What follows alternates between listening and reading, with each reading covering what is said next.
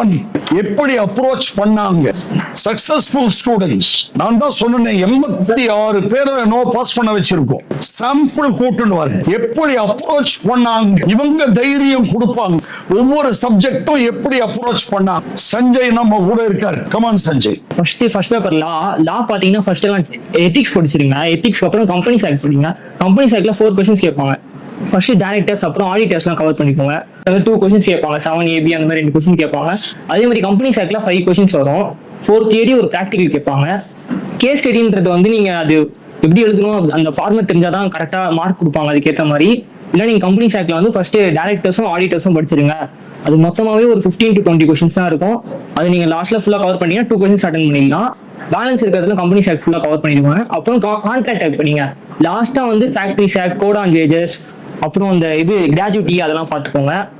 அப்புறம் financial accounting வந்தீங்கன்னா financial accounting வந்து ஷேர் போடுற சம்ஸ் எல்லாமே போடுங்க. போட்டு ஐசிஐ புக்கு ஸ்டாண்டர்ட்லாம் போட்டு பாருங்க. எக்ஸாம் டைம்ல ரிவிஷன் அப்போ பார்த்துட்டு MTP அதெல்லாம் ரிலீஸ் பண்ணுவாங்க. அதெல்லாமும் போட்டு பாருங்க. ஃபினான்ஷியல் அக்கௌண்டிங்ல பேசிக்ஸ் BRS பில்ஸ் எரர்ஸ் அதெல்லாமும் நீங்க எடுத்து போட்டு பார்க்கணும். நம்ம ஐசிஐ புக்ல வந்து சம்ஸ்லாம் கம்மியா தான் இருக்கும். அதில் 2 or 3 சம்ஸ் தான் மொத்தமாக கொடுத்துருப்பாங்க. நீங்க CA ஃபவுண்டேஷன் ஸ்டடி மெட்டீரியல் இருக்க சம்ஸ்லாம் போட்டு பாருங்க. பில்ஸ் BRS எரர்ஸ்லாம். அப்புறம் டிப்ரிசியேஷன் அதெல்லாம் படிங்க. அதுல இருந்து கன்ஃபார்மா 2 to 3 சம்ஸ் வந்துடும். அப்புறம் NPO சிங்கிள் என்ட்ரி ஃபைனல் அக்கௌண்ட்ஸ்லாம் படிச்சுக்கோங்க. அப்புறம் டாக்ஸ் வந்து ஃபுல் அண்ட் ஃபுல் சார் மட்டும் பாருங்க. வேற எதுவுமே நீங்க பார்க்க வேணாம். பிரசாத் சார் மட்டும் பார்த்தா போதும். நீங்க சூஸ் கூட MCQ 6 கொஸ்டின்ஸ் கேட்பாங்க. GST 9 questions. அந்த 6 கொஸ்டின் கூட நீங்க எதுவுமே புக் பேக் ஆன்சர்ஸோ எதுவுமே பார்க்க தேவையில்ல. சாரோட எடுக்கிறதுக்கான ப்ரொவிஷன்ஸ் அதை மட்டும் படிச்சாலே போதும். அதே மாதிரி காஸ்டிங்க்கு வந்து சாரே சொன்னாங்க ஐசிஎம் புக் ஸ்கேனர்லாம் போடணும்ட்டு. ஆனா நான் வந்து ஃபுல்லா சாரோட்டு மட்டும் தான் பார்த்துட்டு போனேன். வேற ஏதாவது டவுட்ஸ் இருக்கா? ஐடிடி எப்படி படிச்சப்பா? ஃபுல்லா டாக்ஸ் டைரக்ட் டாக்ஸ் மட்டும் படிச்சுட்டு ஐடிடில ஐடிசியும் இன்புட் டாக்ஸ் கிரெடிட்டும் கஸ்டம்ஸ் டாக்ஸ் மட்டும் படிச்சு.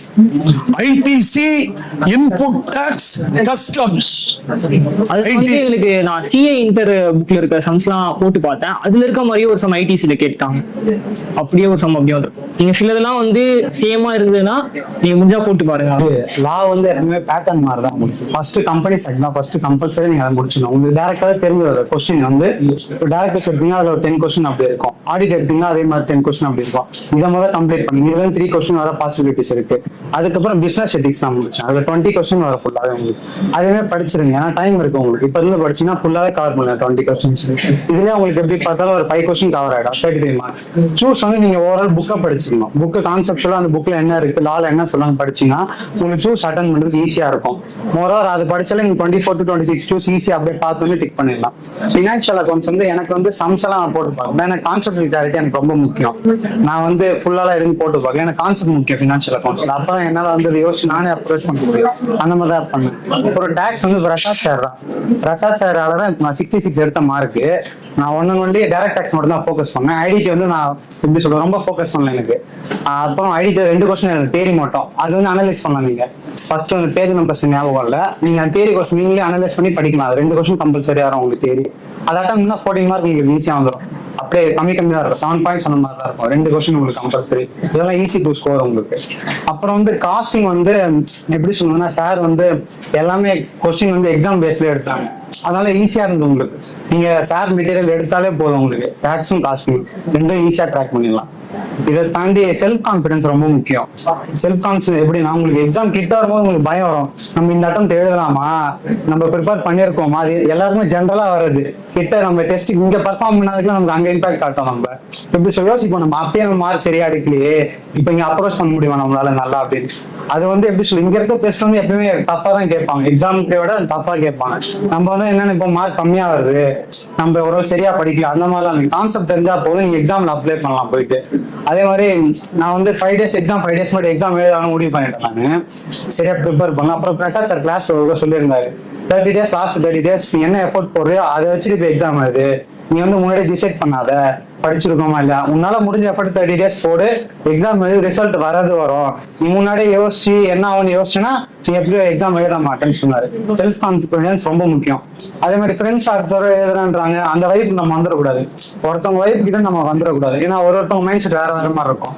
நம்ம அதை எடுத்துக்கூடாது. நம்ம எப்படின்னா நமக்கு என்ன, நம்ம பர்பஸ் என்னன்னா பார்க்கணும். ஃபுல் ஃபோக்கஸா இருக்கணும். நீங்க எக்ஸாம் முடிக்கணும்னா எக்ஸாம் முடிக்கணும், உங்களுக்கு மட்டும் தான் பார்க்கணும். ஃப்ரெண்ட்ஸ் இந்த மாதிரி அடுத்ததான் போறாங்க, இல்ல அவங்க மைண்ட்ல வந்து டைவர்ஷன் ஆகுது, அதெல்லாம் எதுவுமே எடுத்துக்கூடாது.